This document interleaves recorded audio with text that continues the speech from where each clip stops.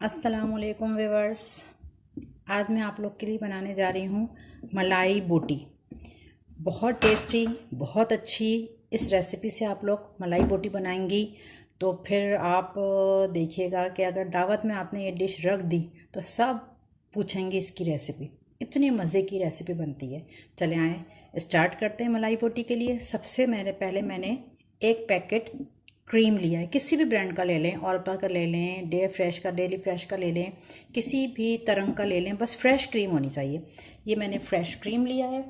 अब इसमें मैं इसी क्रीम के अंदर 1 टेबल स्पून लहसुन और 1 टेबल स्पून अदरक इसका पेस्ट डालूँगी।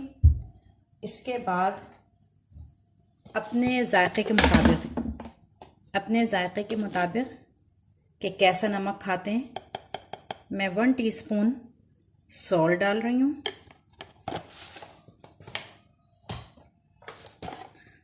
1 टीस्पून पिसा हुआ गरम मसाला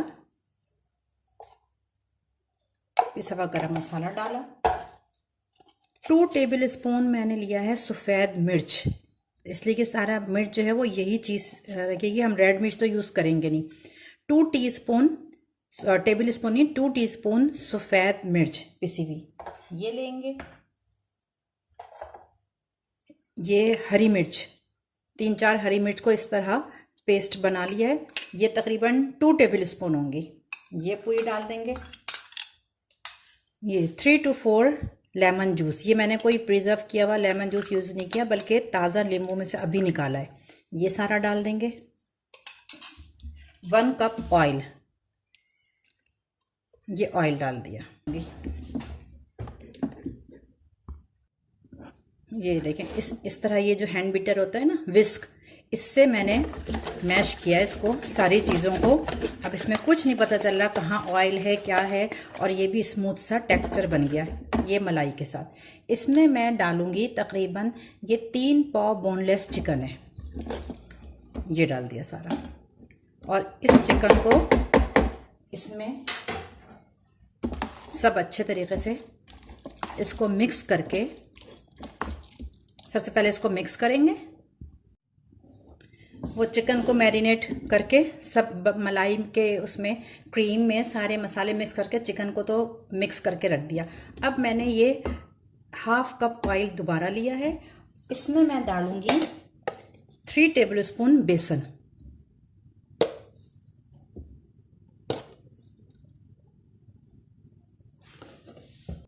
इस बेसन को इसमें पहले मिक्स करेंगे, अभी चूल्हे पे नहीं रखना, नहीं तो फिर ना वो बेसन एकदम जलने लगेगा। अभी मैं इसका पेस्ट बनाऊंगी इस तरह। इसको चूल्हे से बाहर रखकर स्पैचुला से ऑयल का और बेसन का पेस्ट बनाऊंगी। जब ये पूरा इस तरह पेस्ट बन गया तो अब मैंने चूल्हा जला के इसके ऊपर इसको भूनूंगी, समझो बेसन को। तो इसको उस वक्त तक भूनना है जब तक, इसको जलाना नहीं है, बल्कि जब बेसन की स्मेल आने लगे उस वक्त तक इसको भूनना है। थोड़ा सा 2-3 मिनट लगेंगे। जब बेसन की स्मेल आने लगेगी तो बस हम चूल्हा बंद कर देंगे। ये देखें, ये बेसन मैंने भून लिया है, इसमें स्मेल आने लगी है। बेसन के भूनने की जो स्मेल होती है, जला नहीं है बिल्कुल, कलर वलर कुछ नहीं चेंज हुआ। अब ये पूरा मिक्सचर जो है मैं इसमें डाल दूंगी। ये चिकन जो मलाई चिकन है ना, इसको जो हमने मैरिनेट कर रखा था, इसमें ये डाल दूंगी।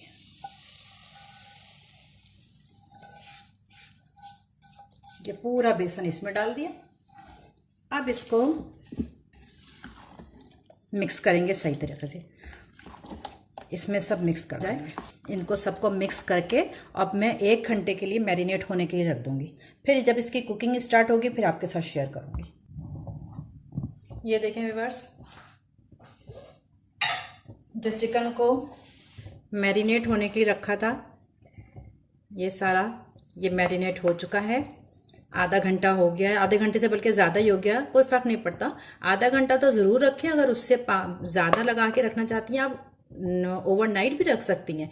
अब मैंने इसमें बिल्कुल थोड़ा सा 1/2 से भी कम कप जो है ऑयल डाला। इस ऑयल गर्म हो गया था, उसके बाद मैंने थोड़ा सा, इसलिए कि पहले से इसमें ऑयल है, ये चिकन को मैरिनेट हुए हुए तकरीबन आधे घंटे से ज़्यादा हो गया।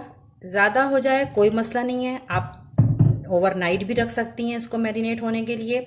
और ये सब अब इस वक्त आपकी पास मर्ज़ी है, ऑयल नहीं डालें आप इसमें, और इन बोटियों को सीखों पर लगाकर कोयले पे भी धुआं दे के मलाई बोटी बना सकती हैं। इस तरह मैं आपको हाथ से उठा के दिखा दूँ, ये इस तरह एक एक बोटी को इस मसाले समेत सलाखों में लगा के सीखों में, और आप इसको कोयले पे धुआं देकर इसकी ये भी बारबेक्यू बना सकती हैं। और थोड़ा सा ऑयल जो है वो गरम करके, और इसमें इसको करने के बाद ये इसमें से थोड़ा सा पकने लगे, ये हल्की आंच पे करके भी चिकन को गला सकती हैं। बिल्कुल ड्राई सी होगी ये, अभी जब गल जाएगी ये पूरी तैयार हो जाएगी तो फिर मैं बताती हूँ इसके आगे का प्रोसेस। ये देखें व्यूअर्स, जो मैंने ऑयल गरम करके मैरिनेट चिकन डाली थी, हल्की आंच पे पहले रख दिया था, गल गई तो उसको तेज़ आंच करके और भून लिया।